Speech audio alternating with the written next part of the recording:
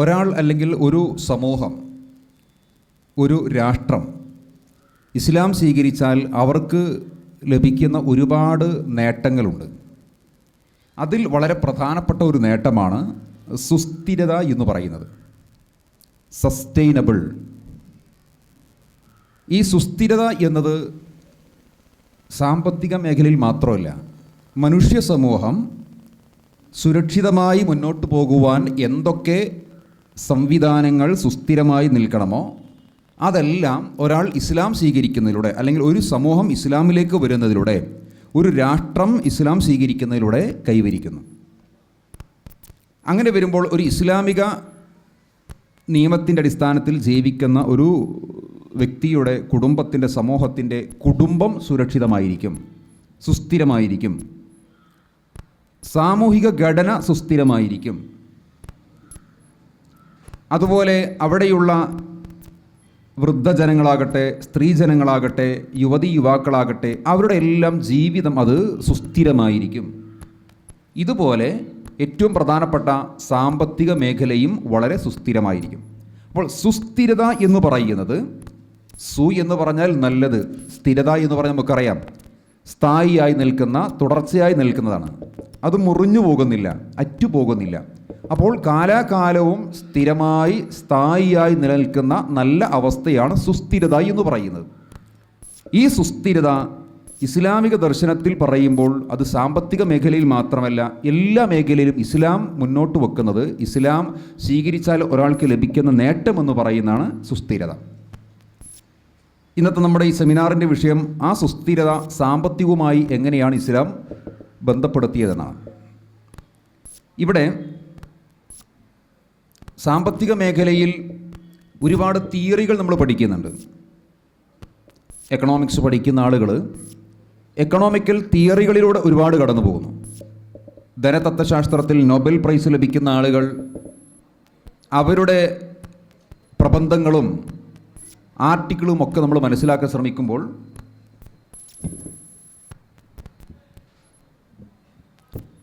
മനസ്സിലാക്കാൻ ശ്രമിക്കുമ്പോൾ കൂടുതൽ തിയറികൾക്ക് പ്രാധാന്യം കൊടുത്തുകൊണ്ടാണ് അവതരിപ്പിക്കുന്നത്.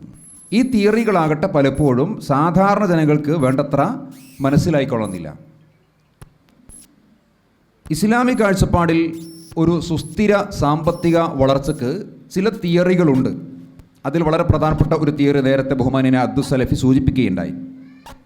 ലിക്കൈല യക്കൂന ദൂലത്തം ബൈനൽ അഴൈരിയായി മിങ്കും. സമൂഹത്തിലെ ധനാഢ്യന്മാർക്കിടയിൽ മാത്രം ക്രയവിക്രയം ചെയ്യപ്പെടേണ്ട ഒന്നല്ല സമ്പത്ത്. അതൊരു തിയറിയാണ്. പക്ഷേ ഇത്തരം തിയറികൾക്കപ്പുറം, എക്കണോമിക് തിയറികൾക്കപ്പുറം എക്കണോമിക് വാല്യൂസ് ആണ്, അല്ലെങ്കിൽ മാനവിക മൂല്യങ്ങളാണ് ഒരു സുസ്ഥിര സാമ്പത്തിക വളർച്ചയ്ക്ക് ഇസ്ലാം പ്രധാനമായും അവതരിപ്പിച്ചിരിക്കുന്നത്. മാനവിക മൂല്യങ്ങൾ, സാമ്പത്തിക മൂല്യങ്ങൾ നഷ്ടപ്പെട്ടുകൊണ്ടിരിക്കുന്ന ഒരു കാലഘട്ടത്തിൽ ഇത്തരം ചർച്ച, സുസ്ഥിര വളർച്ചയുടെ മാനവിക മൂല്യങ്ങൾ എന്താണ്, സാമ്പത്തിക മൂല്യങ്ങൾ എന്താണ് എന്നുള്ളത് ചർച്ച ചെയ്യുന്നത് വളരെ സന്ദർഭോചിതമാണ്. ഈ വിഷയത്തിൽ ഇസ്ലാം ഒരുപാട് നിർദ്ദേശങ്ങൾ വെച്ചിട്ടുണ്ട്. അതിൽ പ്രധാനപ്പെട്ട ഒന്ന് അന്തരങ്ങൾ ഇല്ലാതാക്കുക. എന്താണ് അന്തരമെന്ന് പറയുന്നത്? അന്തരമെന്ന് പറയുന്നത് അകൽച്ചയാണ്, വിടവാണ്. സമൂഹത്തിലെ ഉള്ളവൻ്റെയും ഇല്ലാത്തവൻ്റെയും ഇടയിലുള്ള അന്തരങ്ങൾ, രണ്ട് രൂപത്തിലുള്ള അന്തരങ്ങളുണ്ട്. അതിൽ ഒന്ന് മാനസികമായ അന്തരമാണ്, മറ്റൊന്ന് സാമ്പത്തികമായ അന്തരമാണ്. എവിടെയാണോ ഉള്ളവൻ്റെയും ഇല്ലാത്തവൻ്റെയും ഇടയിൽ വലിയ അന്തരങ്ങൾ നിലനിൽക്കുന്നത്, അവിടെ ഒരു സുസ്ഥിരമായ സാമ്പത്തിക വളർച്ച സാധ്യമല്ല എന്നതാണ് ഇസ്ലാം മുന്നോട്ട് വെക്കുന്ന, നമുക്ക് പറഞ്ഞു തരുന്ന സന്ദേശം.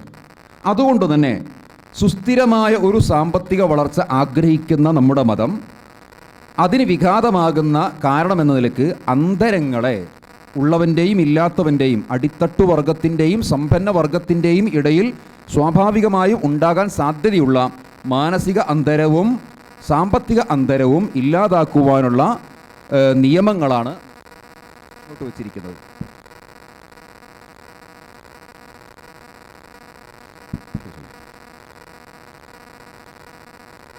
ഈ വിഷയത്തിൽ ഇസ്ലാമിക നിയമങ്ങൾ, ഇസ്ലാം പഠിപ്പിച്ചിരിക്കുന്ന ആരാധനകൾ, സാമ്പത്തികമായ അച്ചടക്കങ്ങൾ, ഇതെല്ലാം ഈ പറയുന്ന അന്തരങ്ങളെ ഇല്ലാതാക്കാൻ സാധിക്കും.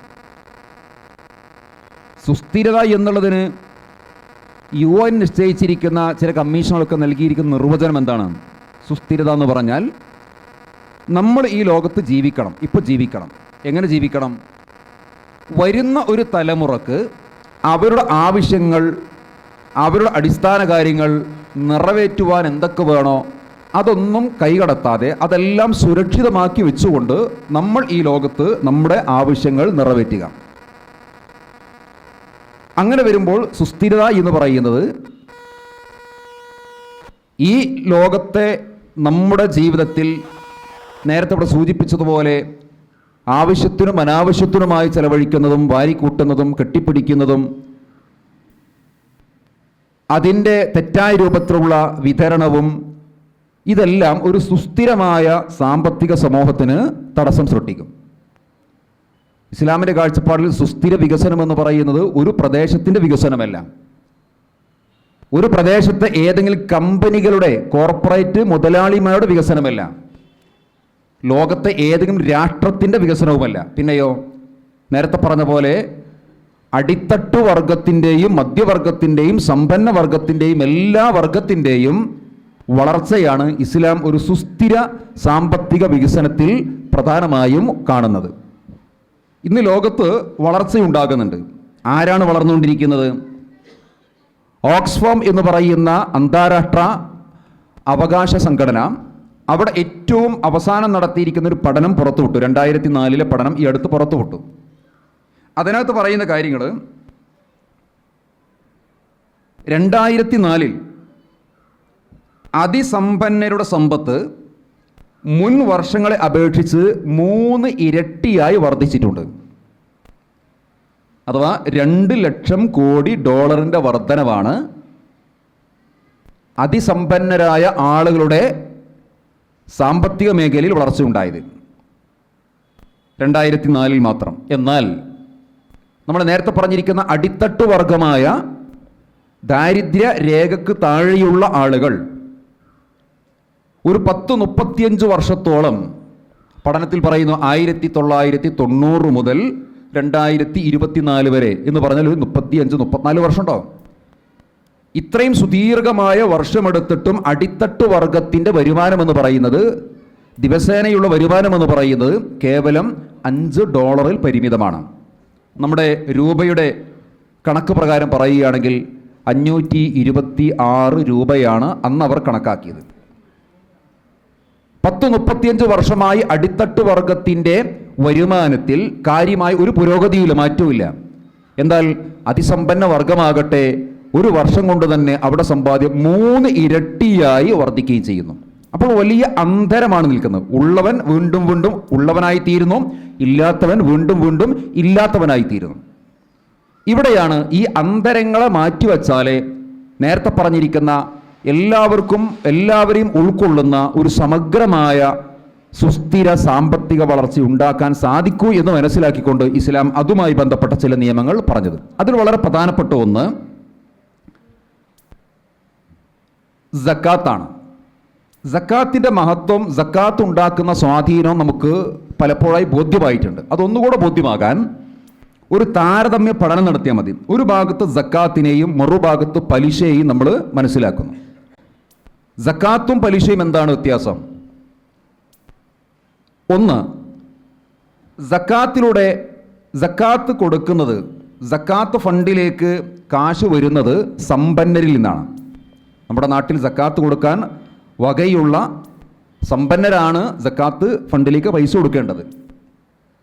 അത് വിതരണം ചെയ്യപ്പെടുന്നതാകട്ടെ നേരത്തെ പറഞ്ഞിരിക്കുന്ന അടിത്തട്ട് വർഗത്തിലേക്ക്, വളരെ ദരിദ്ര വിഭാഗത്തിലേക്ക്. അപ്പോൾ എന്ത് സംഭവിക്കും? സമ്പന്നരിൽ മാത്രം ചുറ്റിക്കറങ്ങാതെ സമ്പത്ത് അടിത്തട്ട് വർഗത്തിലേക്ക് എത്തിച്ചേരുവാനുള്ള ഏറ്റവും പ്രധാനപ്പെട്ട ഒരു മാർഗമാണ് സക്കാത്ത്. എന്നാൽ ഈ സമയത്ത് പലിശ എന്താ ചെയ്യുന്നത്? പലിശ ചിലപ്പോൾ പലിശയിലേക്ക് ഫണ്ടെത്തുന്നത്, ബാങ്കിലേക്ക് ഫണ്ടെത്തുന്നത് സമ്പന്നന് ഫണ്ടെത്താം, മധ്യവർഗത്തിനുണ്ടാകാം, അടിത്തട്ട് വർഗത്തിൻ്റെ ഉണ്ടാകാം, അടിസ്ഥാന വർഗത്തിൻ്റെ. പക്ഷേ ഇതിൻ്റെ ആത്യന്തികമായ ബെനിഫിറ്റ് ആർക്കാണ് ഉള്ളത്?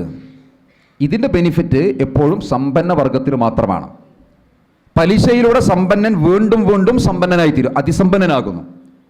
എന്നാൽ പലിശയിലൂടെ ദരിദ്രനാകട്ടെ വീണ്ടും വീണ്ടും ദാരിദ്ര്യത്തിലേക്ക് പോകുന്നു. എന്നാൽ സക്കാത്ത് ചെയ്യുന്നതോ?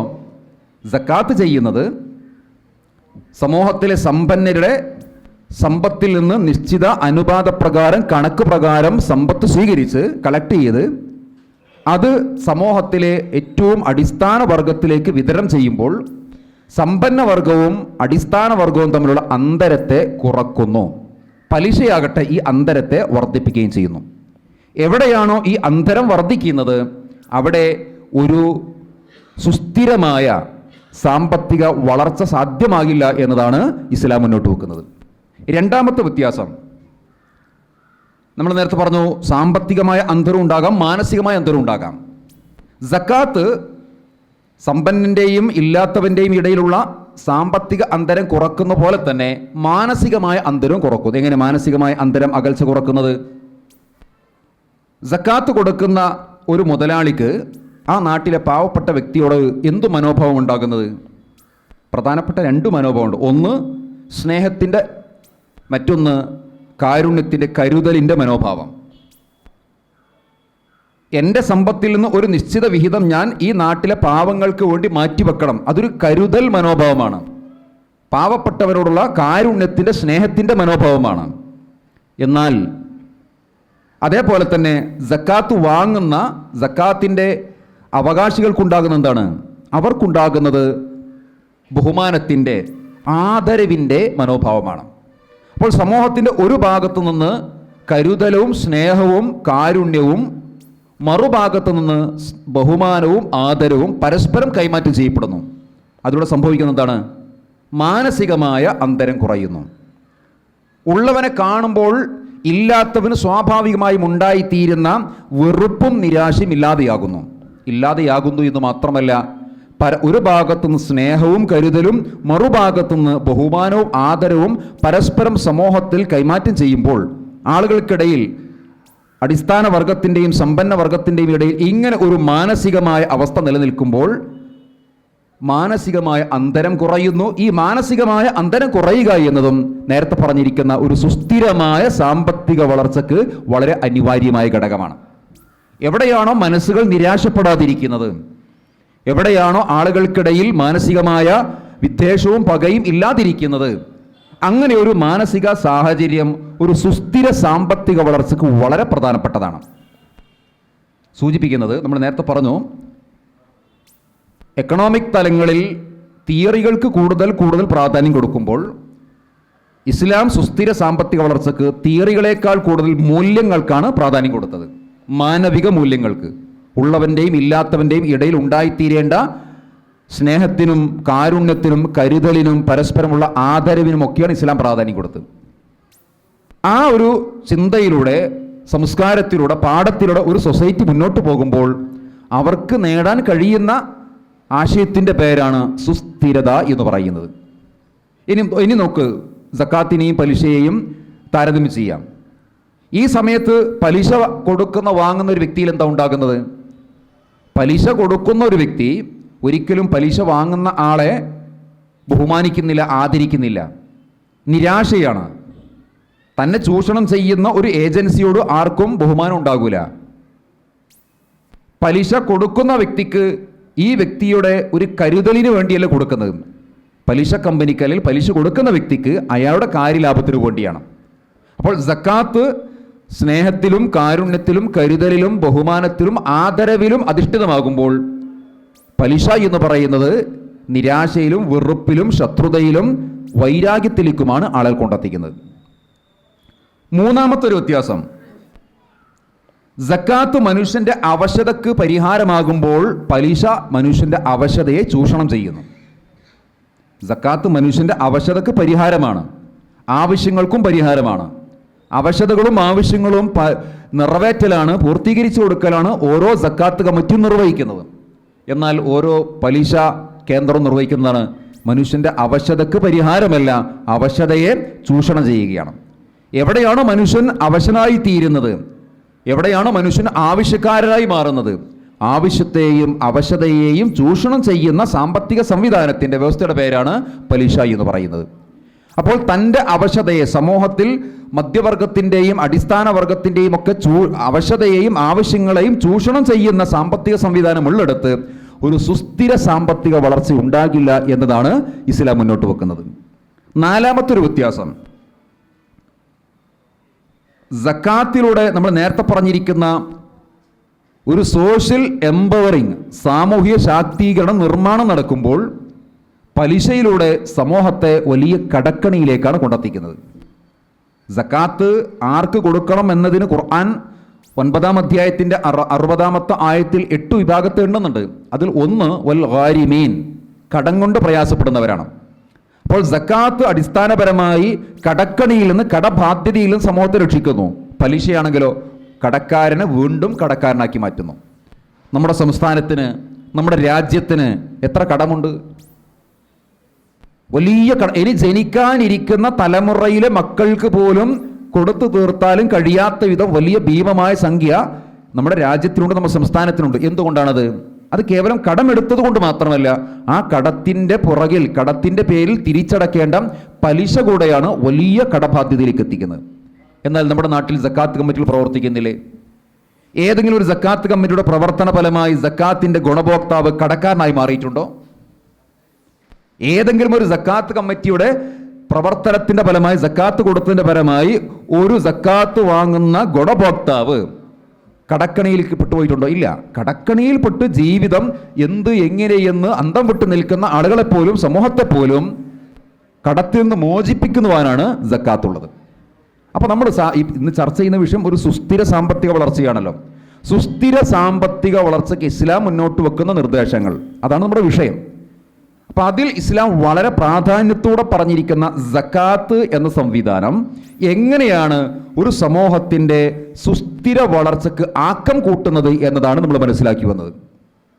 പലിശ സാമ്പത്തിക മേഖലയിൽ ക്യാൻസറാണ്. എല്ലാം നശിക്കും, കുടുംബവും നശിക്കും, അവസാനം ആത്മഹത്യയിൽ അവസാനിക്കും.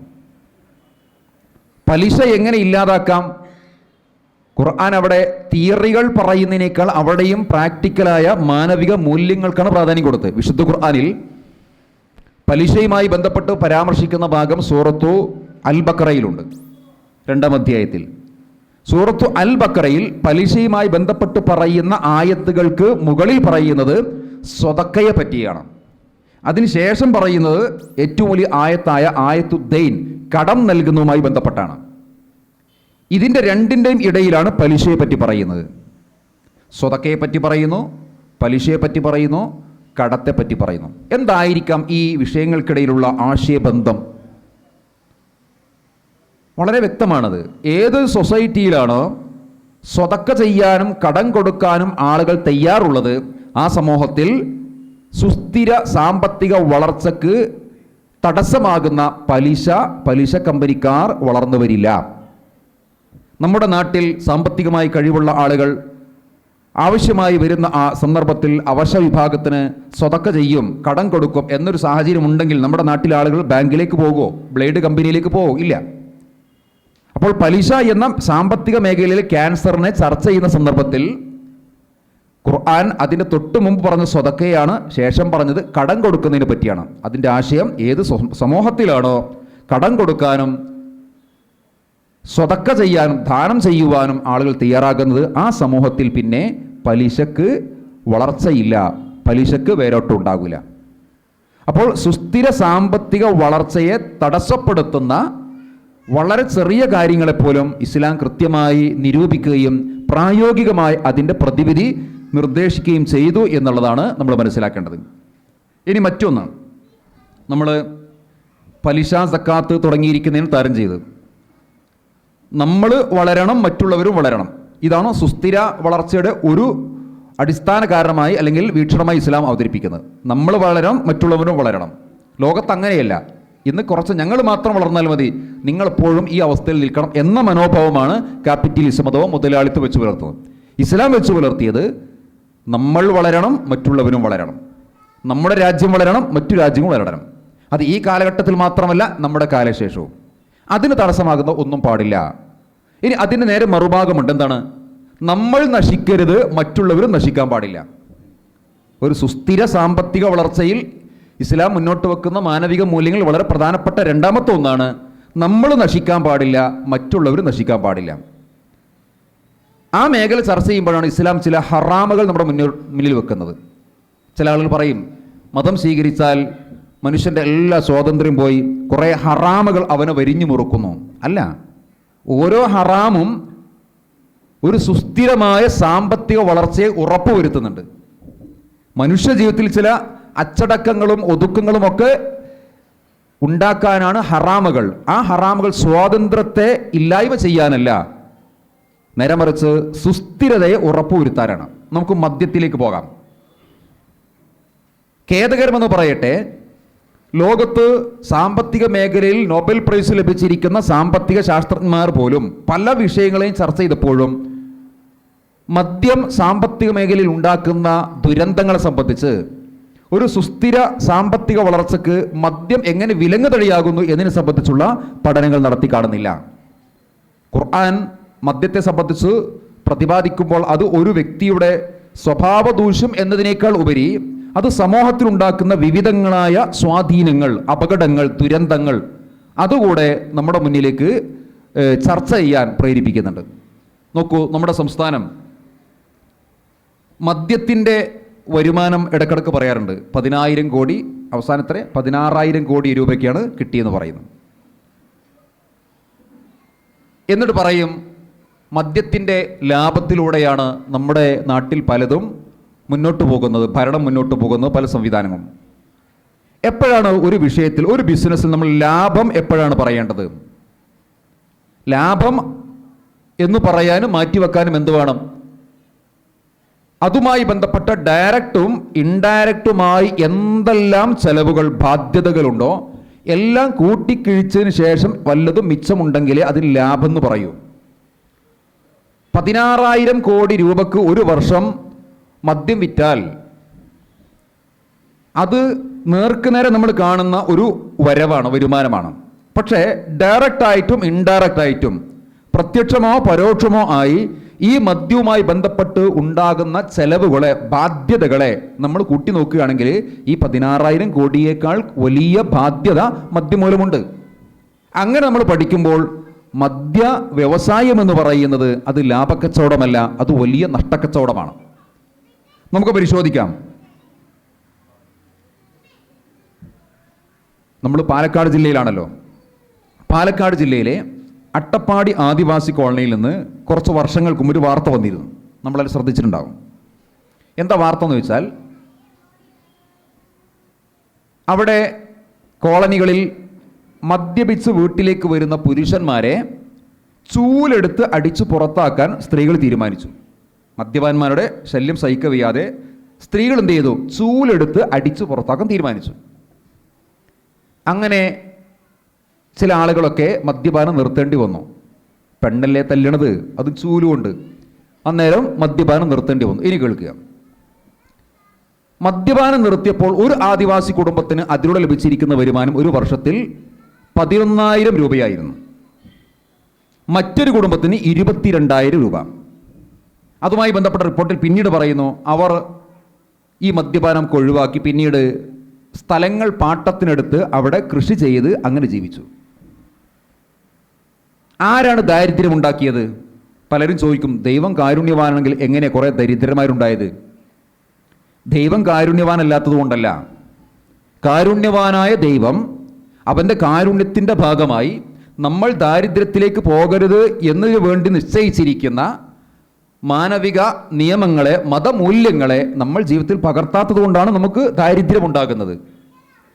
ഈ മദ്യപാനത്തിന് വേണ്ടി ഒരു ആദിവാസി കുടുംബം 12,000 മറ്റൊരു കുടുംബം 22,000 രൂപ ചെലവഴിച്ചിട്ടുണ്ടെങ്കിൽ സാധാരണ വളരെ വില കുറഞ്ഞ അല്ലെങ്കിൽ കുറഞ്ഞ വിലക്ക് ലഭിക്കുന്ന മദ്യങ്ങളായിരിക്കും അവർ കഴിക്കുക.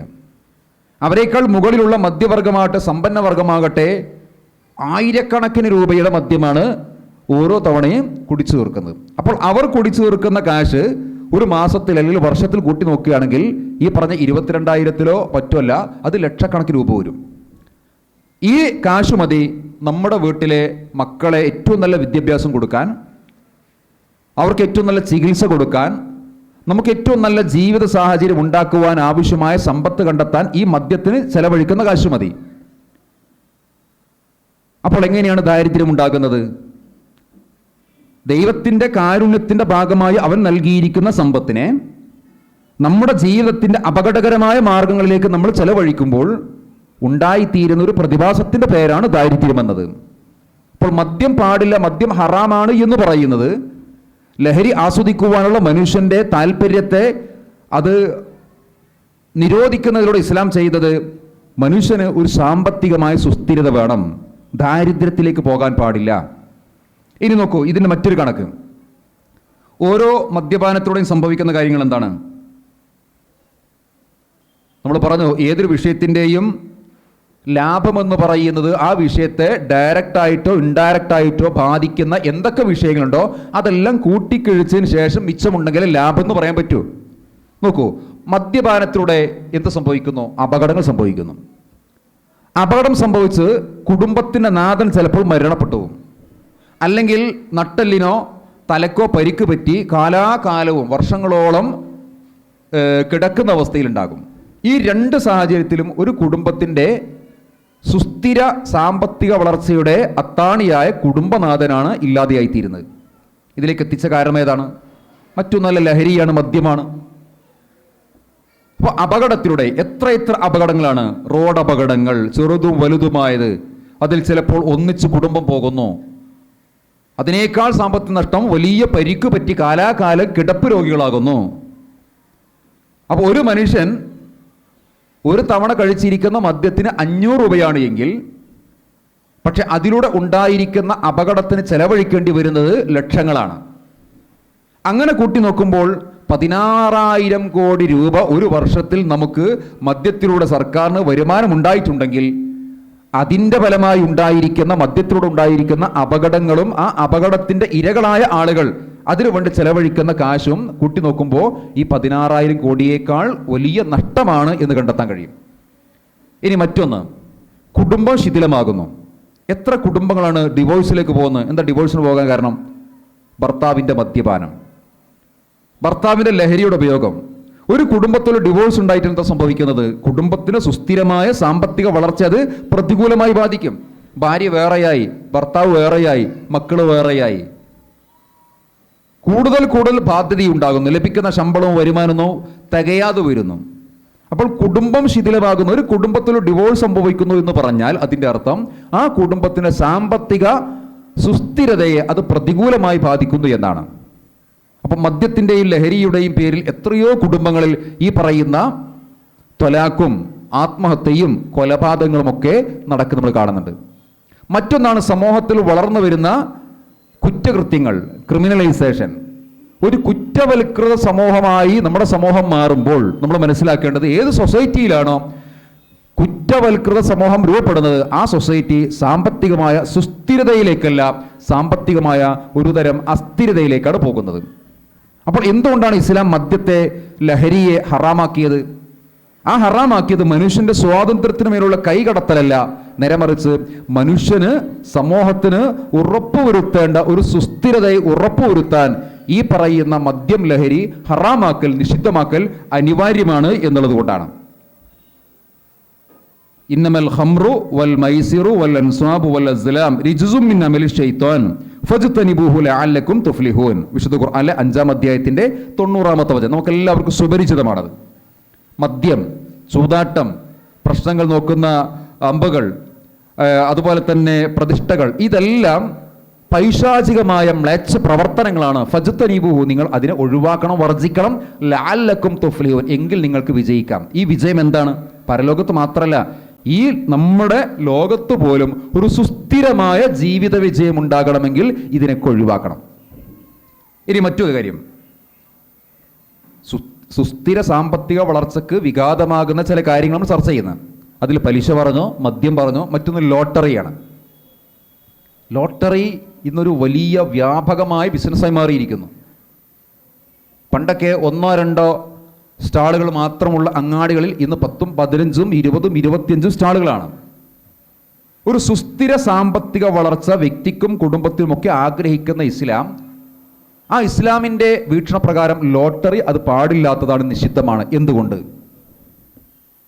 നമ്മൾ നേരത്തെ പറഞ്ഞു സക്കാത്തിലൂടെ സമ്പത്ത് കളക്ട് ചെയ്യുന്നത് സമ്പന്ന വർഗത്തിൽ നിന്നാണ് എങ്കിൽ ലോട്ടറിയിൽ സമ്പത്ത് കളക്ട് ചെയ്യുന്ന ആരിൽ നിന്നാണ്? അത് എല്ലാവരിൽ നിന്നുമാണ്. അതിൽ ദരിദ്ര വിഭാഗം ഉണ്ടാകാം, സമ്പന്ന വിഭാഗമുണ്ടാകാം, അതിൽ മധ്യവർഗമുണ്ടാകാം, സ്ത്രീകളുണ്ടാകാം, കുട്ടികളുണ്ടാകാം, എല്ലാവരും ഉണ്ടാകും.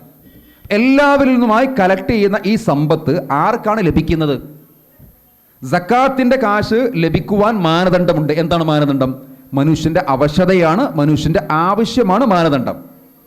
ആ അവശതയും ആവശ്യവും ഉണ്ടായത് കൊണ്ടാണ് ഇന്നമ സ്വദഖാത്തു ലിൽ ഫുഖറാഇ വൽ മസാകീൻ എന്ന് തുടങ്ങിയ 8 വിഭാഗത്തെ എണ്ണിയിരിക്കുന്നത്. അത് അവശരാണ്, ആവശ്യക്കാരാണ്. എന്നാൽ സമൂഹത്തിലെ എല്ലാ ആളുകളിൽ നിന്നും കളക്ട് ചെയ്യുന്ന ഈ ലോട്ടറിയുടെ കാശ് അത് ആർക്കാണ് ലഭിക്കുന്നത്? ലോട്ടറിയുടെ കാശ് നൽകുവാനുള്ള മാനദണ്ഡം വ്യക്തിയുടെ അവശതയോ ആവശ്യമോ അല്ല, പിന്നെയോ ഭാഗ്യമാണ്. ഭാഗ്യക്കുറി എന്നല്ലേ പറയുന്നത്. അപ്പോൾ ഭാഗ്യം, ഈ ഭാഗ്യം ചിലപ്പോൾ ആർക്കായിരിക്കാം? ഭാഗ്യം ചിലപ്പോൾ ലഭിക്കുന്നത് ദരിദ്രനായിരിക്കാം, അല്ലെങ്കിൽ അതിസമ്പന്നനായിരിക്കാം, അല്ലെങ്കിൽ കാശ് എങ്ങനെ കൈകാര്യം ചെയ്യണമെന്ന വിവേകമില്ലാത്ത ആൾക്കായിരിക്കാം, അല്ലെങ്കിൽ ഏതെങ്കിലും ക്രിമിനൽ പശ്ചാത്തലമുള്ള ആൾക്കായിരിക്കാം. ഇങ്ങനെ വിവിധ പശ്ചാത്തലങ്ങളുള്ള കാറ്റഗറിയിൽ നിൽക്കുന്ന ആളുകൾ ആർക്കാണോ ഭാഗ്യമുള്ളത് അവർക്ക് കാശ് കിട്ടും. ദരിദ്രന് ഈ കാശ് കിട്ടിയാൽ ചിലപ്പോൾ ദാരിദ്ര്യം ചിലപ്പോൾ മാറി എന്ന് വന്നേക്കാം. പക്ഷേ ഒരു കാര്യം കൂടെ പറയട്ടെ, ഇന്ന് വരെ ഈ ലോട്ടറി അടിച്ചിട്ട് ഏതെങ്കിലും ഒരു കുടുംബത്തിൻ്റെ ദാരിദ്ര്യം മാറിയത് റിപ്പോർട്ട് ചെയ്തിട്ടില്ല. പിന്നെ ഈ കാശ് കിട്ടുന്നത് സമ്പന്നനായിരിക്കും. അയാൾ ആദ്യമേ സമ്പന്നനാണ്, അതിനു പുറമെ ലോട്ടറിയുടെ 25 കോടി 50 കോടി ലഭിക്കുന്നു. അപ്പോൾ വീണ്ടും സമ്പത്ത് എന്താകുന്നു? സമ്പന്നരിലേക്ക് വിനിമയം ചെയ്യുന്നു. അല്ലെങ്കിൽ ഈ കാശ് ലഭിക്കുന്നത് വിവേകമില്ലാത്ത ആൾക്കായിരിക്കും. വലിയ സംഖ്യ വിവേകമില്ലാത്ത ആൾക്ക് കിട്ടിക്കഴിഞ്ഞാൽ എന്ത് സംഭവിക്കും? അല്ലെങ്കിൽ ഈ സംഖ്യ പോകുന്നത് ക്രിമിനൽ മൈൻഡുള്ള ആൾക്കായിരിക്കും. അത്തരം ആൾക്ക് ഈ കാഴ്ച പോയാൽ എന്ത് സംഭവിക്കും? അപ്പോൾ ഇങ്ങനെ നമ്മുടെ ചുറ്റുവട്ടത്ത് നമ്മുടെ നാട്ടിൽ നടപ്പിലാക്കിക്കൊണ്ടിരിക്കുന്ന സമ്പത്തുമായി ബന്ധപ്പെട്ട സംവിധാനങ്ങൾ നമ്മൾ പരിശോധിക്കുമ്പോൾ ഇത് സമൂഹത്തിന് എങ്ങനെയാണ് ഒരു സുസ്ഥിരത നൽകാത്തത് എന്ന് കണ്ടെത്താൻ കഴിയും. ഇനി മറ്റൊന്ന്, സക്കാത്ത് കൊടുക്കുന്ന ഒരു മുതലാളിയും തനിക്ക് തിരിച്ചു കിട്ടണമെന്ന് പ്രതീക്ഷിക്കുന്നില്ല. എന്നാൽ ഓരോ ലോട്ടറി ടിക്കറ്റ് എടുക്കുന്ന മനുഷ്യനും, സമ്പന്നനാട്ടെ ദരിദ്രനാട്ടെ, ഇത് എനിക്കാണ് ഈ ടിക്കറ്റ് നറുക്കടിക്കേണ്ടത് എന്ന് ആഗ്രഹിക്കുന്നു. അങ്ങനെ എല്ലാവരും ഒരു ലോട്ടറി ടിക്കറ്റ് എടുത്ത് അതിൻ്റെ നറുക്കെടുക്കുന്നത് വരെ വലിയ പ്രതീക്ഷയിലാണ്. നറുക്കെടുത്തു കഴിഞ്ഞാലോ, നറുക്ക് ലഭിച്ചിരിക്കുന്ന 1 or 2 അല്ലെങ്കിൽ ഏതാനും വ്യക്തികൾ സന്തോഷിക്കുമ്പോൾ ബാക്കി വരുന്ന ലക്ഷക്കണക്കിന് ആളുകൾ വലിയ നിരാശയിലേക്ക് പോകും. എന്നാൽ സക്കാത്തിൽ ഇതുണ്ടോ? സക്കാത്തിൽ ഇതില്ല. സക്കാത്തിൽ 2 വിഭാഗവും വളരെ സംതൃപ്തരാണ്. കൊടുക്കുന്നവനും വാങ്ങുന്നവനും സംതൃപ്തനാണ്. എപ്പോഴാണ് സമൂഹത്തിലെ സമ്പന്നരും ദരിദ്രരും സംതൃപ്തിയിലേക്ക് എത്തുന്നത്? ആ സമയത്താണ് ഒരു സുസ്ഥിരമായ സാമ്പത്തിക വളർച്ച സാധ്യമാകുന്നത്. നമ്മൾ നേരത്തെ പറഞ്ഞിരിക്കുന്ന പലിശയിലാകട്ടെ, പിന്നെ പറഞ്ഞിരിക്കുന്ന മദ്യവ്യവസായത്തിലാകട്ടെ, അവസാനമായി പറഞ്ഞിരിക്കുന്ന ലോട്ടറി സംസ്കാരത്തിലാകട്ടെ, ഈ പറഞ്ഞിരിക്കുന്ന ഉള്ളവൻ്റെയും ഇല്ലാത്തവൻ്റെയും ഇടയിൽ ഒരു സംതൃപ്തമായ മനസ്സുണ്ടാകുന്നില്ലെന്ന് മാത്രമല്ല, പലപ്പോഴും അവിടെ ഉണ്ടാകുന്നത് ഒരു വലിയ വിഭാഗത്തിന് കടുത്ത നിരാശയാണ്. ഈ കടുത്ത നിരാശ ടിക്കറ്റ് നറുക്ക് ലഭിച്ചിരിക്കുന്ന വ്യക്തിയോട് വെറുപ്പിലേക്കും ശത്രുതയിലേക്കും ഒക്കെ എത്തുവാനുള്ള കാരണങ്ങളാണ്. അപ്പോൾ ഇങ്ങനെ നമ്മൾ മനസ്സിലാക്കുമ്പോൾ ഇസ്ലാം എന്തുകൊണ്ടാണ് ഈ വിഷയങ്ങൾ നമ്മുടെ നാട്ടിലുള്ള സാമ്പത്തിക വിദഗ്ധന്മാർ കൂടുതൽ പ്രാധാന്യത്തോടെ താല്പര്യത്തോടെ ചർച്ച ചെയ്യാൻ മടിക്കുന്ന, അവർ ബോധപൂർവം മാറ്റിവെക്കുന്ന ഇത്തരം കാര്യങ്ങളെ ഇസ്ലാം 1400 കൊല്ലങ്ങൾക്ക് മുൻപ് തന്നെ ചർച്ചയ്ക്ക് വിധേയമാക്കിയത് എന്ന് കണ്ടെത്താൻ സാധിക്കും. ഇതിൻ്റെ അവസാന ഭാഗങ്ങൾ പറഞ്ഞ് നമുക്ക് സമാപിക്കാം. നേരത്തെ ബഹുമാനീയ അബ്ദുസ്സലഫ് സൂചിപ്പിച്ചിരുന്നു, സമ്പാദ്യം, സുസ്ഥിരത എന്ന് പറയും സമ്പാദ്യത്തിൻ്റെ അടിസ്ഥാനത്തിൽ ഉണ്ടാകുന്ന ആൾ. സമ്പാദ്യത്തെപ്പറ്റി ഇസ്ലാമിൻ്റെ കാഴ്ചപ്പാട് എന്താണ്? എത്ര സമ്പാദിക്കാം? അതിനുത്തരം എത്രയും സമ്പാദിക്കാം. രണ്ടാമത്തെ ചോദ്യം, എങ്ങനെ സമ്പാദിക്കാം? അതിൻ്റെ ഉത്തരം എങ്ങനെയും സമ്പാദിക്കാം എന്നതല്ല. കാലാകാലങ്ങളായി ലോകത്തെ മനുഷ്യർ ചോദിച്ച ചോദ്യമാണ് എത്ര സമ്പാദിക്കാം, എങ്ങനെ സമ്പാദിക്കാം. ഇതിന് നമ്മുടെ നാട്ടിലുള്ള ക്യാപിറ്റലിസം, മുതലാളിത്തം പറയുന്നത്, മുതലാളിത്തത്തിൻ്റെ കാഴ്ചപ്പാടിൽ എത്ര സമ്പാദിക്കാം എന്ന് ചോദിച്ചാൽ എത്രയും സമ്പാദിക്കാം. എങ്ങനെ സമ്പാദിക്കാം? എങ്ങനെയും സമ്പാദിക്കാം. മുതലാളിത്തത്തിൽ കാര്യമായി വ്യക്തിയുടെ അല്ലെങ്കിൽ കമ്പനികളുടെ, കോർപ്പറേറ്റ് മേലാളന്മാരുടെ ലാഭം മാത്രമാണ്. അത് സമൂഹത്തിൽ എന്ത് ദുരന്തമുണ്ടാക്കുന്നവർക്ക് വിഷയമല്ല. അപ്പോൾ വ്യക്തികളെ കൊള്ളയടിച്ചിട്ടും ചൂഷണം ചെയ്തിട്ടും കൊള്ളലാഭം ഉണ്ടാക്കിയിട്ടും പലിശയിലാണെങ്കിലും ഇനി പ്രകൃതി വിഭവങ്ങളെ ഊറ്റിക്കൊണ്ടുപോയിട്ടാണെങ്കിലും, പ്ലാച്ചിമട നമ്മുടെ ജില്ലയിലല്ലേ, അത് ഊറ്റിക്കൊണ്ടുപോയിട്ടാണെങ്കിലും കുഴപ്പമില്ല. അപ്പം എത്ര സമ്പാദിക്കാം, എത്രയും സമ്പാദിക്കാം, എങ്ങനെ സമ്പാദിക്കാം, എങ്ങനെയും സമ്പാദിക്കാം എന്നതാണ് മുതലാളിത്തം മുന്നോട്ട് വെക്കുന്നത്. ഈ കാഴ്ചപ്പാട് ഒരു സുസ്ഥിര സാമ്പത്തിക വളർച്ചയ്ക്ക് വളരെ അപകടം ചെയ്യുന്നതാണ്. ഇനി മറ്റൊരു ആശയമുണ്ട്, കമ്മ്യൂണിസമാണ്. കമ്മ്യൂണിസം ആശയത്തിൽ ഈ ചോദ്യം ചോദിച്ചാൽ അതിന് ഉത്തരം ഒന്നേ ഉള്ളൂ: എത്ര സമ്പാദിക്കുക, എത്രയും സമ്പാദിച്ചുകൂടാ. അവിടെ സ്വകാര്യ സ്വത്ത്, വ്യക്തിക്ക് സ്വത്ത് സമ്പാദിക്കുവാനുള്ള, ശേഖരിക്കുവാനുള്ള അർഹതയില്ല, അവകാശമില്ല. അതൊക്കെ രാഷ്ട്രത്തിൻ്റെതാണ്. എന്നാൽ ഇസ്ലാമിലാണെങ്കിലോ, ഇസ്ലാമിൽ ഈ ചോദ്യം ചോദിക്കുമ്പോൾ എത്ര സമ്പാദിക്കും ഒരു വ്യക്തിക്ക്? 1 കോടി, 2 കോടി, 3 കോടി ഇല്ല, ലിമിറ്റില്ല, എത്രയും സമ്പാദിക്കാം. പക്ഷെ അടുത്ത ചോദ്യം എങ്ങനെ സമ്പാദിക്കാം? അത് എങ്ങനെയും സമ്പാദിച്ചുകൂടാ. സുസ്ഥിര സാമ്പത്തിക വളർച്ചയിൽ ഏറ്റവും പ്രസക്തമാകുന്നത് എത്ര സമ്പാദിക്കാമെന്നല്ല, എങ്ങനെ സമ്പാദിക്കാം. സമ്പാദ്യത്തിൻ്റെ മാനദണ്ഡങ്ങൾ മാനവിക മുക്തമായി തീരുന്നതാണ്. സമ്പാദ്യത്തിൻ്റെ മാനദണ്ഡങ്ങൾ ഏത് രൂപത്തിലും ആയിത്തീരുന്നു എന്നതാണ് എത്രയോ സാമ്പത്തിക പരിഷ്കാരങ്ങളും കമ്മിറ്റി റിപ്പോർട്ടുകളുമൊക്കെ അവതരിപ്പിച്ചിട്ടും സാമ്പത്തിക പരിഷ്കാരങ്ങൾ നടപ്പിലാക്കുവാൻ വിവിധ പദ്ധതികൾ പ്രഖ്യാപിച്ചിട്ടും നമ്മുടെ നാട്ടിൽ ഒരു സുസ്ഥിര സാമ്പത്തിക വളർച്ച കൈവരിക്കാൻ കഴിയാതെ പോകുന്നു. അപ്പോൾ എത്ര സമ്പാദിക്കുന്നു എന്നതിനേക്കാൾ എങ്ങനെ സമ്പാദിക്കുന്നു എന്നതാണ് ഒരു സുസ്ഥിര സാമ്പത്തിക വളർച്ചയുടെ അടിസ്ഥാനമായി ഇസ്ലാം കാണുന്നത്. അവിടെയാണ് നമ്മൾ നേരത്തെ മനസ്സിലാക്കിയത്. നേരത്തെ ഓക്സ്ഫാം അന്താരാഷ്ട്ര അവകാശ സംഘടനയുടെ കണക്കിൻ്റെ ഒരു ഭാഗം പറഞ്ഞു. അവർ തന്നെ 2004 പുറത്തുവിട്ടിരിക്കുന്ന നേരത്തെ പറഞ്ഞ കണക്കിൻ്റെ ബാക്കി ഭാഗത്തിൽ പറയുന്നത് എങ്ങനെയാണ് യൂറോപ്പിൽ അതിസമ്പന്നരുണ്ടാകുന്നത്. ലോകത്തെ വലിയ വലിയ സഹസ്ര കോടീശ്വരന്മാർ എന്ന് പറഞ്ഞാൽ ആയിരക്കണക്കിന് കോടികൾ ഡോളറുകളുള്ള ആളുകൾ, ബില്യണേഴ്സ് എന്ന് പറയും. എങ്ങനെയാണ് യൂറോപ്പിൽ ഇതുപോലുള്ള ബില്യണേഴ്സ് ഉണ്ടായത്? അതിൽ ഒന്ന് അധിനിവേശമാണ്, കോളനിവൽക്കരണമാണ്. ലോകത്ത് സൂര്യൻ അസ്തമിക്കാത്ത സാമ്രാജ്യത്തിൻ്റെ അധിപന്മാരായിട്ടാണ് ബ്രിട്ടനെ വിശേഷിപ്പിച്ചത്. അതുപോലെ മറ്റു പല യൂറോപ്യൻ രാജ്യങ്ങൾക്കും ലോകത്തിൻ്റെ പല ഭാഗങ്ങൾ കോളനി ഉണ്ടായിരുന്നു. അപ്പോൾ ഒരു രാഷ്ട്രത്തിലേക്ക് സൈന്യത്തിൻ്റെ പിൻബലത്തിൽ കയറി ചെന്ന് സൈനിക അധിനിവേശം നടത്തി ആ രാജ്യത്തെ തങ്ങളുടെ കോളനികളാക്കി അടിച്ചമർത്തി അടിമകളാക്കി വെക്കും. എന്നിട്ടോ അവിടെയുള്ള സമ്പത്ത് മുഴുവനും കൊള്ളയടിച്ചു പോകും. നേരത്തെ പറഞ്ഞിരിക്കുന്ന ഈ ഓക്സ്ഫാം അവർ പുറത്തു വിട്ടിരിക്കുന്നൊരു കണക്കുണ്ട്. ഏകദേശം 1760 മുതൽ 1900 വരെ ഒരു 100-150 വർഷം നമ്മുടെ രാജ്യത്ത് ബ്രിട്ടീഷുകാരുണ്ടായിരുന്നു. ഈ സമയത്ത് ബ്രിട്ടീഷുകാർ ബ്രിട്ടനിലേക്ക് ഇന്ത്യയിൽ നിന്ന് കടത്തിക്കൊണ്ടുപോയ സമ്പത്ത് എത്രയുണ്ടെന്നറിയോ? ഇവർ പഠിച്ച കണക്കിൽ പറയുന്നു 64.82 ലക്ഷം കോടി ഡോളറിൻ്റെ സമ്പത്താണ്, വിഭവങ്ങളാണ് ഇന്ത്യയിൽ നിന്ന് ബ്രിട്ടനിലേക്ക് കടത്തിക്കൊണ്ടുപോയത്. എങ്ങനെയാണ് രാജ്യങ്ങളൊക്കെ അതിസമ്പന്ന രാജ്യങ്ങളായി തീർന്നത്? പച്ചയായ ചൂഷണമാണ്. കോളനിവൽക്കരണത്തിൻ്റെ പേരിൽ ഇവിടെയുള്ള ആളുകളൊക്കെ അടിച്ചമർത്തി അടിമകളാക്കി ജയിലിലിട്ട് ഈ രാജ്യത്തിൻ്റെ സമ്പത്ത് വിഭവങ്ങളൊക്കെ കള്ളക്കടത്ത് നടത്തിയിട്ടാണ് മറുനാടുകൾ, പ്രത്യേകിച്ച് യൂറോപ്യൻ രാജ്യങ്ങൾ അതിസമ്പന്നമായി തീർന്നത്. അതിൽ തന്നെ പറയുന്നത് ഈ പറയുന്ന 64.82 ലക്ഷം കോടി ഡോളറിൻ്റെ പകുതി ഭാഗവും ബ്രിട്ടനിലെ അതിസമ്പന്നരായ ആൾ കൈകളിലാണ്. അപ്പോൾ എങ്ങനെയാണ് അതിസമ്പന്നരാകുന്നത്?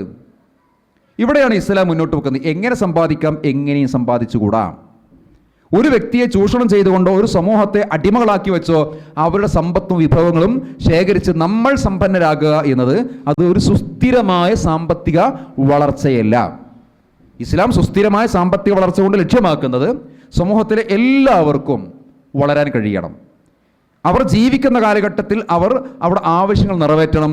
അവിടെ മരണത്തിന് ശേഷം വരും തലമുറക്കും അവിടെ ആവശ്യങ്ങൾ നിറവേറ്റുവാൻ സാധിക്കുന്ന വിധത്തിൽ ഇവിടെ വിഭവങ്ങൾ ബാക്കിയാകണം. അപ്പോൾ കൊള്ളയടിക്കാൻ പാടില്ല, അതേപോലെ തന്നെ ചൂഷണം ചെയ്യാൻ പാടില്ല, കോളനികളാക്കി അടിമകളാക്കി അവിടെ വിഭവങ്ങളെ കൊണ്ടുപോകാൻ പാടില്ല. നാണം കെട്ടും പണം ഉണ്ടാക്കിയാൽ നാണക്കാട പണം തീർത്തുകൊള്ളുമെന്ന് കവി പാടിയിട്ടുണ്ട്. ഇന്ന് പണം ഉണ്ടാക്കുവാൻ എങ്ങനെയും സമ്പാദിക്കാമെന്ന ചിന്ത തലക്ക് കയറിയപ്പോൾ അങ്ങനെയാണ് പലരും സമ്പാദിക്കുന്നത്. ഏറ്റവും വലിയൊരു സമ്പാദ്യ മേഖല, ധനവിനിമയ മേഖലയാണ് ഓൺലൈൻ ബിസിനസ്. ഓൺലൈനിലൂടെ ഏറ്റവും കൂടുതൽ വരുമാനം ഉണ്ടാക്കുന്ന ഒരു മാർഗം മനുഷ്യൻ്റെ നാണം വിറ്റ് കാശുണ്ടാക്കലാണ്. അശ്ലീല വീഡിയോകൾ, നഗ്ന ഫോട്ടോകൾ, വ്യക്തികളുടെ രഹസ്യങ്ങൾ, വ്യക്തികളുടെ സ്വകാര്യതകൾ, ഇതൊക്കെ പല രൂപത്തിലായി ഉണ്ടാക്കിയെടുത്ത് അത് ഓൺലൈൻ പ്ലാറ്റ്ഫോമിലൂടെ വിൽപ്പനക്ക് വെക്കുന്നു. എത്രയോ അശ്ലീല ചിത്രങ്ങളിൽ അഭിനയിക്കുന്ന ആളുകൾ ലോകത്ത് വ്യാപകമായി വരികയാണ്. എന്താ കാരണം? കാരണം മറ്റൊന്നുമില്ല, നാണം കെട്ടും പണം ഉണ്ടാക്കിയാൽ നാണക്കേടാ പണം തീർത്തുകൊള്ളും. അപ്പം എങ്ങനെയാണ് കാശുണ്ടാക്കുന്നത്? ഇങ്ങനെയുള്ള അശ്ലീലതകൾ സമൂഹത്തിൽ വിറ്റഴിച്ചുകൊണ്ട് കുറച്ചാളുകൾ കാശുണ്ടാക്കി കഴിഞ്ഞാൽ ആ കാശ് ഒരു സുസ്ഥിര വളർച്ചക്ക്, ഒരു കുടുംബത്തിൻ്റെ, സൊസൈറ്റിയുടെ സുസ്ഥിര വളർച്ചക്ക് ആക്കം കൂട്ടുന്നുണ്ടോ? ഇല്ല. നമ്മുടെ നാട്ടിൽ നിന്ന് കുടുംബ ബന്ധങ്ങൾ തകരാറിലാകാൻ ഒരു പ്രധാനപ്പെട്ട കാരണം സംശയരോഗമാണ്. ഭാര്യയ്ക്ക് ഭർത്താവിന് സംശയം, ഭർത്താവിന് ഭാര്യയെ സംശയം. ലോകത്തൊരൊറ്റ പെണ്ണിനെയും വിശ്വസിക്കാൻ കൊള്ളില്ല എന്ന് ആണുങ്ങളും ഒരൊറ്റ പുരുഷനെയും വിശ്വസിക്കാൻ കൊള്ളില്ല എന്ന് പെണ്ണുങ്ങളും ചിന്തിക്കുന്ന അങ്ങനെ ഒരു ചിന്ത ഒരു പൊതുചിന്തയായി മാറുന്ന കാലഘട്ടത്തിലാണ്. എന്തുകൊണ്ട് ആ ചിന്ത ഉണ്ടാകുന്നത്? ആ ചിന്തയുടെ പ്രധാനപ്പെട്ട കാരണം അശ്ലീലതകൾ വ്യാപകമായി. എല്ലാവരും ഇങ്ങനെയൊക്കെ തന്നെ ആയിരിക്കും എന്ന ഒരു പൊതുചിന്ത വന്നു. ആ പൊതുചിന്ത നമ്മുടെ മനസ്സിൽ പരസ്പര വിശ്വാസം നിലനിർത്തുന്നതിന് പകരം, ഇണകൾക്കിടയിലുള്ള വിശ്വാസം നിലനിർത്തുന്നതിന് പകരം ഇണകൾക്കിടയിൽ പരസ്പര സംശയം ഉണ്ടാക്കി. ഈ സംശയരോഗം ഒരുപാട് ബന്ധങ്ങൾ തകർത്തു. സൂചിപ്പിക്കുന്നത് അശ്ലീലതയിലൂടെ കാശുണ്ടാക്കുന്നത് ഒരു സുസ്ഥിര സാമ്പത്തിക വളർച്ചക്കോ സുസ്ഥിര സാമൂഹിക ഘടനക്കോ കാരണമാകുന്നില്ലെന്ന് മാത്രമല്ല, സമൂഹത്തിൻ്റെ തകർച്ചക്കാണ് കാരണം, കുടുംബത്തിൻ്റെ തകർച്ചക്കാണ് കാരണം. അതുകൊണ്ടാണ് ഇസ്ലാം ഇങ്ങനെയുള്ള അശ്ലീലതകളെ നിരോധിച്ചത്. ഇസ്ലാം ഏത് കാര്യം നിരോധിക്കുമ്പോഴും അതിൻ്റെ ഒരു ഭാഗം അത് സുസ്ഥിര സാമ്പത്തിക സംവിധാനവുമായി ബന്ധപ്പെട്ടതാണ് എന്ന് നമുക്ക് മനസ്സിലാക്കാൻ സാധിക്കും. അത്യാഗ്രഹം, എവിടെയാണോ അത്യാഗ്രഹം കടന്നു വരുന്നത് അവിടെ സുസ്ഥിരതയില്ല, അവിടെ സർവനാശമാണ് ഉണ്ടാകുന്നത്. സർവനാശമാണ് ഉണ്ടാകുന്നത്. നമ്മളിന്ന് സംസാരിക്കുന്നത് ഒരു ഓഗസ്റ്റ് 9-നാണ്. ഓഗസ്റ്റ് 9-ൻ്റെ പ്രത്യേകത എന്താണ്? ലോകത്ത് രണ്ടാമത്തെ അണുബോംബ് നാഗസാക്കിയിൽ വർഷിച്ചിരിക്കുന്ന ദിനമാണെന്ന്. 1945 ഓഗസ്റ്റ് 6-ന് ഹിരോഷിമയിലും പിന്നീട് 9-ന് ഇന്നത്തെ ഈ ദിവസം നാഗസാക്കിയിലും. എന്തുകൊണ്ടാണ് മനുഷ്യർ അണുബോംബ് ഉണ്ടാക്കുന്നത്? എന്തുകൊണ്ടാണ് അണുബോംബ് വർഷിക്കുന്നത്? എന്തുകൊണ്ടാണ് യുദ്ധങ്ങൾ ഉണ്ടാകുന്നത്? യുദ്ധങ്ങൾ ഉണ്ടാകുന്നതിൻ്റെ ഏറ്റവും പ്രധാനപ്പെട്ട ഒരു സൈക്കോളജിക്കൽ കാരണമെന്ന് പറയുന്നത് ഈ പറയുന്ന അത്യാഗ്രഹമാണ്. മറ്റൊരു രാജ്യം തങ്ങളെക്കാൾ വളരാൻ പാടില്ല, അവിടെ മേൽ തങ്ങൾക്ക് ആധിപത്യം വേണം. അപ്പോൾ തങ്ങളുടെ ആധിപത്യത്തിന് അല്ലെങ്കിൽ ആഗ്രഹങ്ങൾക്ക് വിധേയമാകുന്നതിൽ ഏതെങ്കിലും രൂപത്തിൽ അവർ നശിപ്പിക്കണം. അങ്ങനെ വലിയ വലിയ മാരകമായ ആയുധങ്ങൾ നിർമ്മിക്കുന്ന ഫാക്ടറി ഉണ്ടാക്കുന്ന മനുഷ്യൻ അതിൻ്റെ മേഖലയിൽ വലിയ ശാസ്ത്രജ്ഞന്മാരെ നിയമിക്കുന്നു. അവർ നിരന്തരം ഗവേഷണം നടത്തിക്കൊണ്ടിരിക്കുന്നു. അപ്പോൾ ഓരോ യുദ്ധവും ഒരു സുസ്ഥിര സാമ്പത്തിക വളർച്ചക്ക് ആക്കം കൂട്ടുകയല്ല, അതിന് സർവനാശം വരുത്തുകയാണ് ചെയ്യുന്നത്. ഓരോ യുദ്ധവും. ഇനി യുദ്ധങ്ങൾ മാത്രമല്ല, ചിലപ്പോൾ ചില രാജ്യങ്ങൾ അവിടെ താല്പര്യങ്ങൾക്ക് വേണ്ടി മറ്റു രാജ്യങ്ങളുടെ മേൽ അടിച്ചേൽപ്പിക്കുന്ന ചില തെറ്റായ നയതന്ത്രങ്ങളുണ്ട്. നമ്മളിപ്പോൾ ഏറ്റവും കൂടുതൽ വാർത്തയിൽ കേട്ടുകൊണ്ടിരിക്കുന്നത് അമേരിക്ക ഇന്ത്യയുടെ ഇറക്കുമതി തീരുവ 50% വർദ്ധിപ്പിച്ചു എന്നാണ്. ഒരു സുസ്ഥിര സാമ്പത്തിക വളർച്ച ചർച്ച ചെയ്ത ഈ സന്ദർഭത്തിൽ ഇതുപോലുള്ള രാഷ്ട്രത്തലവന്മാർ അല്ലെങ്കിൽ മറ്റു രാഷ്ട്രങ്ങൾ നടപ്പിലാക്കിക്കൊണ്ടിരിക്കുന്ന സാമ്പത്തിക പരിഷ്കാരങ്ങൾ, അത് ശരിക്കും പരിഷ്കാരമല്ല, അതൊരു പണിഷ്മെൻ്റാണ്, അതൊരു പ്രതികാരമാണ്, പകതീർക്കലാണ്. സാമ്പത്തിക മേഖലയിൽ എപ്പോഴാണോ പക തീർക്കുന്ന കാഴ്ചപ്പാടുണ്ടാകുന്നത്, ആ കാഴ്ചപ്പാടിൽ ഒരു രാഷ്ട്രവും സുസ്ഥിര സാമ്പത്തിക വളർച്ച നേടുകയില്ല എന്ന തിരിച്ചറിവുണ്ടാകണം. അപ്പോൾ അത്യാഗ്രഹങ്ങളാകട്ടെ, അതേപോലെ തന്നെ നമ്മുടെ സ്വാർത്ഥ താല്പര്യങ്ങളാകട്ടെ, ഇതൊക്കെ സുസ്ഥിരതയിലേക്കല്ല സർവനാശത്തിലേക്കാണ് എത്തുന്നത് എന്നതാണ് ഈ ഒരു സെമിനാറിലൂടെ നമുക്കുണ്ടാകേണ്ട തിരിച്ചറിവ്. അവസാനിപ്പിക്കുന്നു. വിശുദ്ധ ഖുർആനിലെ 4-ാം അധ്യായത്തിൻ്റെ 29-ാമത്തെ വചനം, സാമ്പത്തിക മേഖലയിൽ സുസ്ഥിരതയും സാമ്പത്തിക മേഖലയിൽ സർവനാശവും എങ്ങനെയുണ്ടാകുന്നു എന്നത് വളരെ സമന്വയിപ്പിച്ചു പരാമർശിച്ചിരിക്കുന്ന ഒരു ഭാഗമാണ്. നമുക്കറിയാം, യാ അയ്യുഹല്ലദീന ആമനൂ ലാ തഅകുലു അംവാലക്കും ബൈനക്കും ബിൽ ബാത്തിൽ ഇല്ല അൻ തകൂന തിജാറത്തൻ അൻ തറാളിം മിൻകും എന്ന് പറയുന്ന ഒരു ഭാഗമുണ്ട്.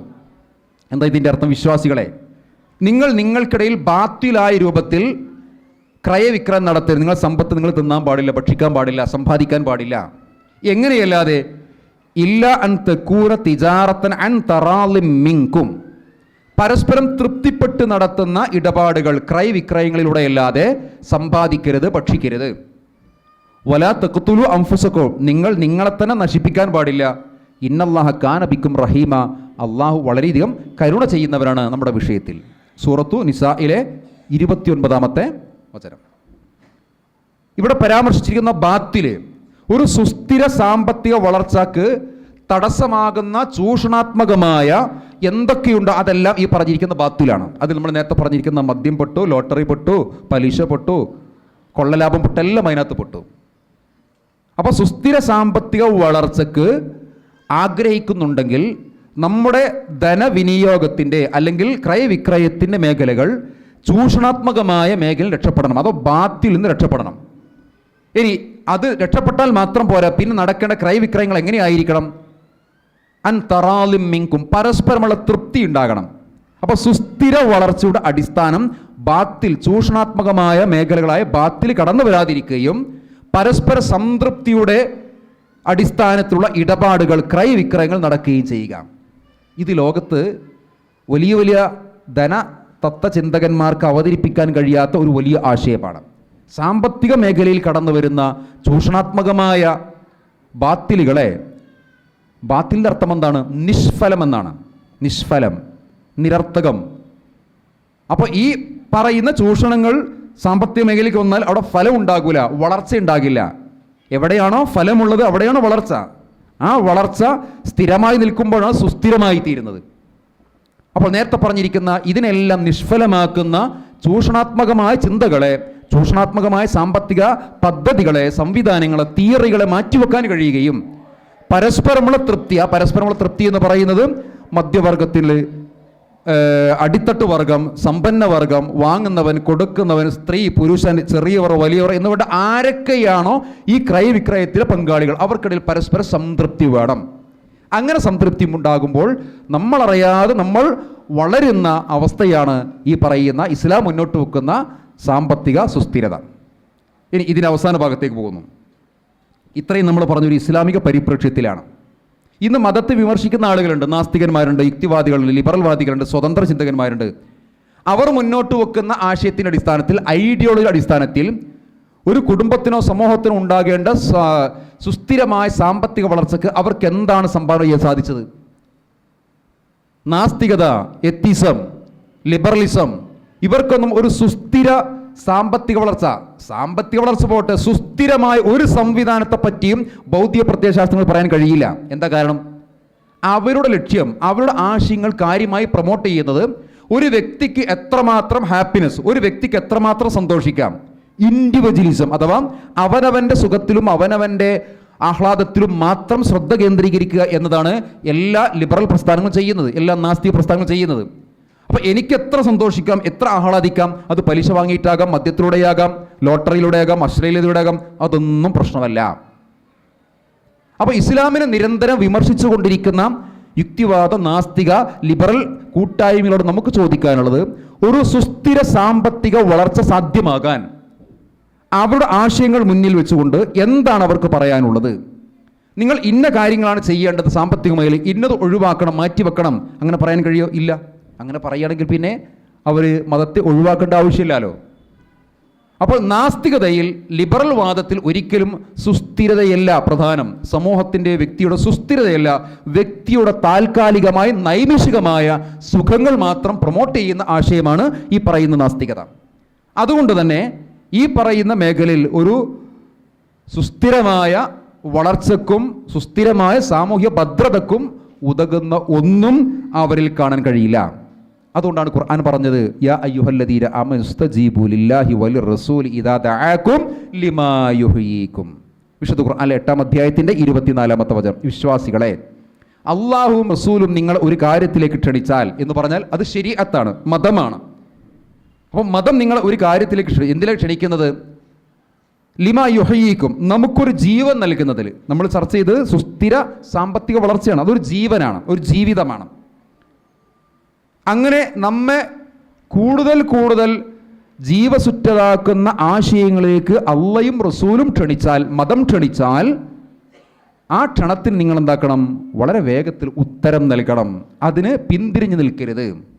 എന്തു മനസ്സിലായി? മതം ചർച്ച ചെയ്യുന്ന കേവലം നമസ്കാരവും നോമ്പും പോലുള്ള ആരാധന മാത്രമല്ല, ഏത് കാലഘട്ടത്തിലും പ്രസക്തമാകുന്ന സുസ്ഥിരത എന്ന ആശയം മതം കാര്യമായി ചർച്ച ചെയ്യുന്നുണ്ട്.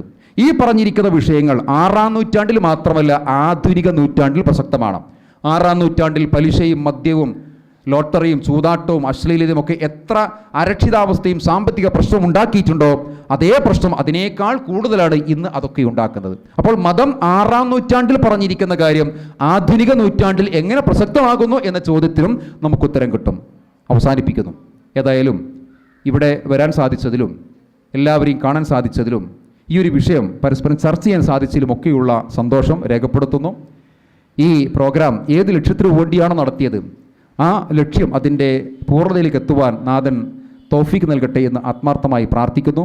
ഈ വിഷയത്തെ ഇനിയും കൂടുതൽ കൂടുതൽ ഇസ്ലാമിക പരിപ്രേക്ഷ്യത്തിലൂടെ പഠിക്കുവാനും മനസ്സിലാക്കുവാനും അതുവഴി നമ്മൾ ഉൾക്കൊണ്ടിരിക്കുന്ന മതം, ആ മതത്തിൻ്റെ ആശയം നമ്മുടെ മനസ്സിൽ ഒരു വലിയ അഭിമാനം ഉണ്ടാക്കുന്ന, ഒരു അഭിമാനബോധമുള്ള മുസ്ലിങ്ങളായി ജീവിക്കുന്ന അവസ്ഥയിലേക്ക് മാറുവാനുമൊക്കെ നമുക്ക് കാരണമാകട്ടെ, നിമിത്തമാകട്ടെ എന്ന് ആഗ്രഹിച്ചുകൊണ്ട് പ്രാർത്ഥിച്ചുകൊണ്ട് എല്ലാവർക്കും എല്ലാ സന്ദർഭത്തിലും അള്ളാഹു കരുണ വർഷിക്കട്ടെ, അവൻ്റെ നിയമത്തും ബർക്കത്തും നൽകി അനുഗ്രഹിക്കുമാറാകട്ടെ എന്ന് ആത്മാർത്ഥമായി ആഗ്രഹിക്കുകയും പ്രാർത്ഥിച്ചുകൊണ്ട് അവസാനിപ്പിക്കുന്നു. വ ആഖിറു ദഅ്വാനാ അനിൽ ഹംദുലില്ലാഹി റബ്ബിൽ ആലമീൻ. വസ്സലാമു അലൈക്കും.